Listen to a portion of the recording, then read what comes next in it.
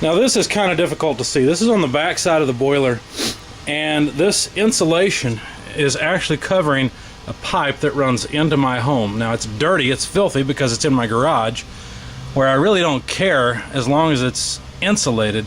Now the way this works is the hot water, well, it's not as hot anymore. It's returned from the house, goes into the boiler, and the back side of this boiler holds the heat exchanger. Of course, you can see my fire extinguisher right there hanging on the side just in case of emergencies. But anyway, the back side of this unit, all back in here, is where the heat exchanger is located, where the hot exhaust gases go up and then exit through the chimney. Now the water is also flowing upward, and that's one thing I'd like to change to increase efficiency. Since the gases are flowing upward to get to the exhaust pipe, the stack, the chimney, what I'd like to do is actually have the water run down, and this be the send to the home rather than the return. Of course, if there were no electricity, I couldn't force the water to flow in the correct direction, and that's the reason it's set up the way it is, so that the heat itself can cause buoyancy and hopefully make the water move up through the system. You can continue to have some circulation. The boiler won't overheat that way ideally, and you still have some heat in the home.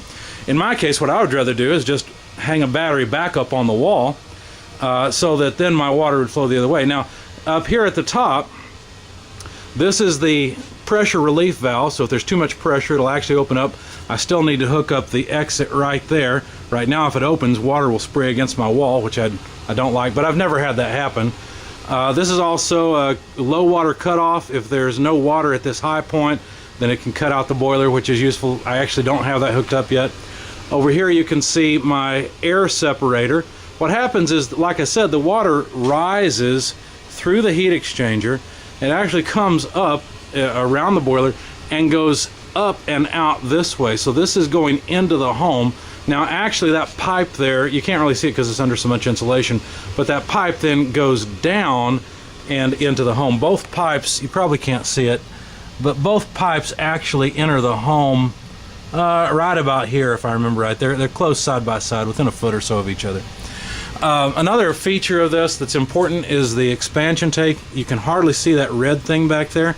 There's actually a T coming off where you saw the air separator. There's a T there, and then the expansion tank is below that. So what that expansion tank does is when the water inside of the boiler gets hot, it expands because of thermal expansion. And so that just basically gives it somewhere to go. You can see it better from this view. So there's the expansion tank. There's a valve there that I can separate off the tank in case I need to remove it, but I always leave that open. I've actually got a pressure gauge here as well. And then continuing on up, you can see the air separator, where any oxygen in the system can rise and come out there. It's just a float in there is all it really is.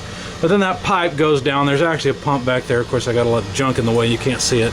But there's a pump right about there or so that circulates the water in the system.